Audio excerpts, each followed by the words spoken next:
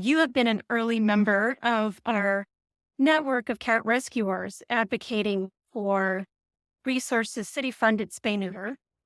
And you were very involved in our discretionary funding campaign. So in February, we launched a campaign to get as many rescuers. You had to be a 501c3 to apply. We wanted as many cat rescuers to apply for discretionary funds as possible. Discretionary funding is basically a pot of money that city council members have to distribute at their discretion. And these are things that they, within their council district, you can apply for the funds. Some city council members have more to distribute than others, depending on their seniority or how long they've been a council member. So there's lots of different variables. But basically, we realized that not many cat rescuers had been applying. We had just been through a summer of crisis. We were expecting a worse crisis this summer, and it happened. And so one of the things we were trying to do is just get rescuers access to funds even at that city council level. If you're a first-time applicant, you can be awarded $5,000. But if you're a second-time applicant, that hole can grow a bit more. The money has a lot of strings attached. It's all reimbursed money. You have to spend the money before you can get the money back, which is a challenge for some rescuers who just are stretched thin constantly and don't even have the money up front to spend. Even within that pool of 501c3 rescuers, it was still hard to make that case that they should all apply. But we did have a huge turnout of rescuers applying. And you applied on behalf of For Animals. And you want to talk a little bit about your experience and what city council districts you were applying to, and tell us who the city council members were. We want to name names. And yes, we concentrated on the district that South Ozone Park is in, because that is where we are headquartered. That's our address. And we do a lot of rescue in that area. Adrian Adams, the speaker, is the representative for that district. So we really concentrated there, even though we put in applications in a few more districts, 3 other districts where we have volunteers who do TNR. There were a few things I didn't realize because I had never done this before. And what I didn't realize is I should have immediately after submitting the application reached out to all the council members requesting a budget meeting. And so I didn't do that till later when I sent some follow-up emails, and Adrian Adams' office did reply and said, you need to schedule a budget meeting. Our meetings are actually all booked up already, but they did squeeze us in and give us a meeting. It seemed most of them weren't really all that interested in TNR. A few people seemed to be. One of them suggested that we talk to Justin Brannon, who is a chairman of the budget committee, but he represents a district in Brooklyn. He wasn't in one of the districts where our volunteers are doing TNR, but we did contact him, and he did respond and say he was doing everything in his power to make sure that groups like ours got some funding. Our group didn't get any funding. What can I say? And what are the other council districts you applied to and the council members in those? So the district we applied for were 27, 28, 32, and 37. And they're all in Queens. And do you know the council members for those? The district 27 is Natasha Williams. District 28 is Adrian Adams. That's the one we put the most effort into. District 32 is Joanne Areola. And I believe she did award some funds to a couple of other groups. And District 37 is Sandy Nurse. Yeah. It's disappointing on a few levels. One is that Adrian Adams, her council district includes Jamaica Queens, which is an absolute terrible feral cat situation happening over there. Abandoned cat, stray cat, whatever you name it, every spectrum between tame and friendly. and feral. So I understand there's lots of other problems there too, but that's an area without a lot of rescue support and a huge problem. My other disappointment was in some council members that I really expected more from, some that I'm just huge personal fans of. Sandy Nurse, Lincoln Ressler, Chiose, some of your really progressive council members, new council members that are just very active, passionate, doing really wonderful things in a lot of other spheres. But they said no to funding a lot of applications. I think Lincoln Ressler said no to cat kissing, which is just like incredibly disappointing. That is one of the best resources we have as rescuers. And to think that the city provides no funding whatsoever for the animal welfare situation, but you couldn't throw $5,000 to cat kissing. It does not make sense to me. Yeah, one of the very few places that is actually, you know, providing meaningful support for rescuers and also for private individuals who don't have the funds for some of the more expensive, veterinary practices. You think they could give a few $1,000s to that? I would have hoped so. Right, right. Rita Joseph, who is a my council member, the amazing person, said no to flatbush cats. I think there was more than one cat rescuer in that area that applied, didn't get any. Now, Justin Brennan he's another a story altogether. He is like our hero. Flatbush Cats did get $150,000 through a different discretionary funding grant, which I think was a borough or neighborhood grant, which was, I think, Justin Brennan played a role in getting that approved, which is amazing. And he gave a wonderful speech at the Flatbush Cats Clinic opening where he actually called out New York City for not providing enough animal welfare services. And that was really wonderful to hear someone with his platform and his power. He is head of the finance committee to say that. And we have a little snippet of that video on our Instagram. And yeah, I think he's come out as somebody who is really a hero for cat rescuers and animal lovers in general in New York City that want conditions to improve and want to take some of this burden off of private individuals. But obviously, we need more. And just as a follow-up, a couple of our volunteers went in person to Adrian Adams' office after we knew that we didn't get the discretionary funding we requested, but they actually went to request help with a hoarding situation they were working on. And her staff, was just not really interested in the hoarding situation, which I find very disappointing because it's a public health issue, a quality of life issue, property value issue in the area. And to find they're not interested in it is disappointing. They did, however, show some interest in adoptions and said that they actually had a little bit of money left. We should follow up with them about possibly getting some funding for the adoption work we do.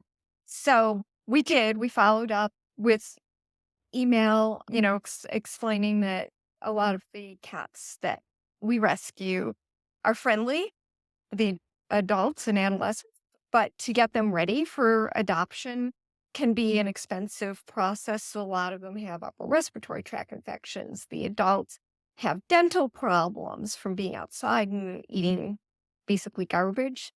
And all of those things are very expensive. Even rescue rate costs $700 to $1,200 to do a dental on a cat. And that's with the super deep discounts.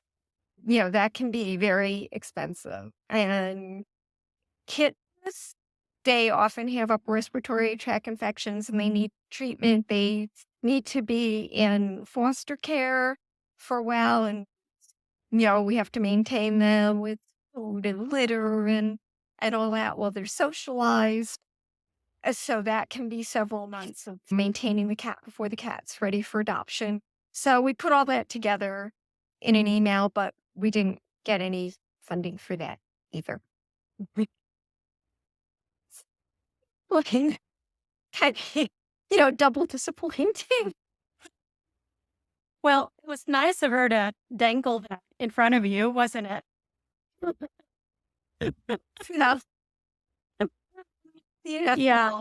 Yeah. I wonder if city council members fully understand the situation that there are no other resources, that the city does not fund this in any way, that there are no public funds that come towards this, that this entire animal welfare responsibility for a municipal responsibility, I would argue, falls entirely on the shoulders of private individuals. And I don't know if that is something that we needed to do more of making the case if they thought that these people are also getting help elsewhere and what they're getting is adequate. Yeah. And I don't know, what the city council members realize at this point. I suspect they don't realize how much of a problem it is. And members of the public don't realize either that that there's no city agency that's going to help them. And we get people contacting us all the time saying, there's a stray cat here or an injured cat. Can somebody come and pick it up? And even until recently, it may even still be there on the website for the ACC. It said call 311 and ask for field officer to be dispatched. But doesn't seem to happen ever at at this point. And then I saw something on the SPCA website that said due to funding cuts, they no longer have the field officers. And Uh-huh. and years ago, they used to, may have been when the ASPCA was basically doing the job. I remember Bird got into my friend's house and she called the ASPCA and if they actually sent a field officer who came and got the bird. That would never, ever happen now. Yeah. I I think it's been a while. I think it's taken there's a lag time in understanding how many services have been cut and the Yeah. public knowledge catching up to that fact. That's why we're trying to get out here and educate more on this really under-resourced, really resource-deprived environment rescuers are working in, that they're picking up the slack that was previously provided by some degree of government services or publicly funded services anyway. Yeah, I think there's one other question I have for you, something I've been thinking about, especially in this process of public education and applying for funds and going through these political processes to try to access funding and how we educate council members and others and people in the community and people in New York in general so they can call their council member and, you know, ask for an animal welfare department or whatever city funded spay neuter. I kind of stopped using the words trap neuter return or TNR. And I'll tell you why. Everyone understands spay neuter thanks to Bob Barker and a whole host of other educators that we grew up with. You know, everyone understands you need to spay and neuter your pet. And spay and neuter is also something that applies to every cat, right? Whether they're feral or friendly, you need to spay and neuter them.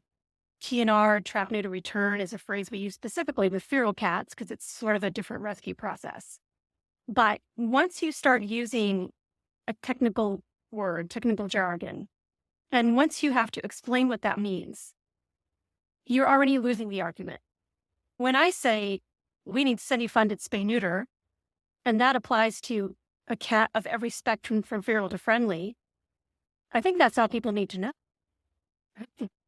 You know, I mean, what do you think about that as far as simplifying our message and getting it ready for people to understand it better and support us more? People who aren't rescuers. I think that's a good point that people who aren't rescuers don't really know what that means. They're not familiar with TNR. When I talk to people about adopting a cat and they see an ear tip and they don't know what it means and they ask, and I ask, do you know what TNR is? A lot of times they say no. And so I need to explain it. And when people contact us about a stray cat or maybe some, you know, feral cats in their backyard or whatever. I think they actually don't want TNR as we know it. They want the R to be removed, not returned. Yeah. They want the cats to go somewhere else. And so that is an issue. I want to go back to the spay and neuter for a minute because not everybody actually agrees that animals should be spayed and neutered. And we do get requests from people who want to adopt animals that are not spayed or neutered. And, we want them to be as they were made. And I had one potential adopter who was actually a nursing student. When I said, like, how many are euthanized each year because their homes are, well, I know that, but I feel like our cats and dogs want to have babies just like we do. As someone How who hasn't ever had a baby and doesn't want one, I would argue that that is not representative of everyone or yeah, Yeah. and they're not like they're making choices. The cat mating ritual is quite brutal. I would argue that cats would prefer not to, at least female cats. But Right, you're right. There are different views on this, and there is a don't interfere with nature mentality among some people, which, we have interfered with nature in just about every aspect of our lives. I don't know why we would just leave the cats alone. And as you mentioned, there are health benefits to spaying and neutering, plus the fact that you can't really have a pet that isn't spayed or neutered because of that nuisance behaviors they have. Male cats will spray, and their spray is smells like a skunk. It's not like cat pee. It's cat pee on steroids. It's really, really awful. They will have their territorial spray.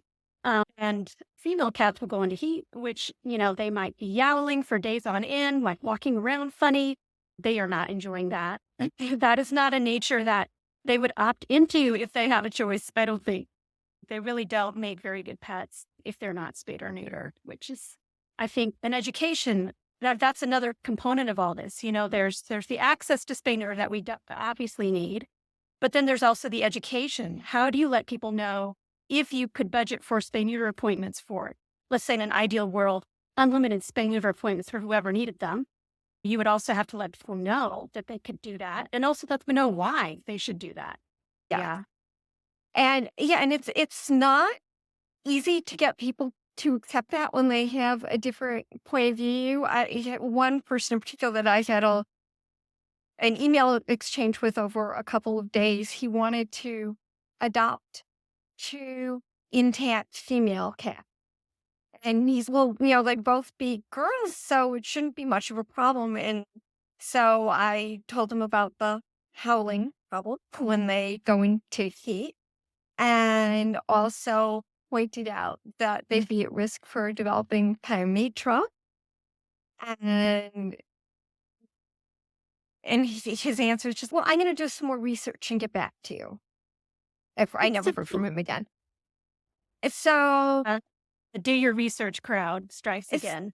it's not easy. I don't know how to get that point across.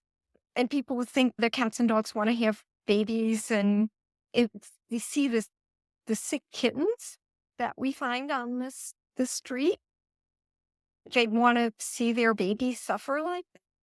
There's been a lot of discussion about, and people have very divided opinions about what role the legal process could play in this. Now, in LA, it's actually a legal requirement that any cat, regardless of owned cats, street cats, whoever they are required to be spay neutered. I guess if you're in the city limit, your cat, any cat needs to be spayed and neutered. Of course, they rolled out a voucher program to make it possible to spay and neuter your pet affordably, but there's people who have said that would be too punitive, that would punish people, but it's not really a law you'd need to enforce. It's a law you could use for education purposes, because there's always going to be people who want to do their own research, don't want to believe you, or don't want to be persuaded. We know there's a cat crisis where cats are overpopulating. One option is just simply to make it the law. Maybe you don't understand the law. Maybe you don't understand the reasoning behind the law. You don't agree with it. But if it's the law, at least rescuers can say, sorry, but you have to. It's a lot of burden on rescuers to constantly be educating people because it does seem like, to a certain degree, what's best for the animal should take precedence over a human preference instead of just being at the whims of people. Oh, I want an unfixed cat. And so this cat's just going to, over its lifetime, contribute 30 to 50 more cats to our block. You know, that's not reasonable. And that creates a community problem because of one person's decision. Yeah. And actually, if an animal is old enough and good enough physical condition, shelters and rescue groups are required to spay and neuter them before they're adopted. But if people want an intact cat, then they either like just adopt kittens and never follow through on the contract to have them fixed, or they go to a breeder. Yeah. Yeah, you bring up a really important point about the double standard, that there is a law in New York State that requires rescue groups to spay and neuter any animal they care for. And that's a cat they don't plan to keep. It is not their pet, but they're required to spend the money on that. But individual pet owners, it does not apply to them. So the person with the most vested interest in the animal actually has the least responsibility for that animal. So yeah, I don't see why we can't take that law and just expand it and say every animal in New York City or New York State should be spayed and neutered and work out the details later. That it doesn't have to be punitive. It doesn't have to be you're going to go to jail or you're going to get a fine. It can just be a tool people can use to encourage people to spay and neuter. Right. And of course, with that has to come the facilities to make it possible for people to spay, Exactly. neuter, and vaccinate their animals reasonably. And I think that is a start, but there needs to be support, in my opinion, for even more low-cost veterinary services, because another thing that happens is as soon as the cat gets sick or has an accident and there's something expensive, then people like want to return the cat because they can't afford it. Mhm. So spay and neuter would certainly, help a lot with population problem, but it wouldn't necessarily stop the revolving door of returning Mhm. animals Yeah, and getting them into forever homes. yeah.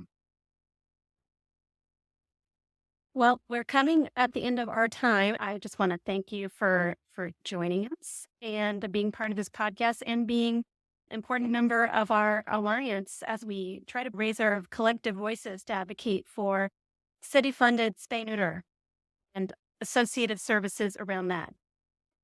All right. Well, thank you for creating this group and trying to bring more public attention to the issues.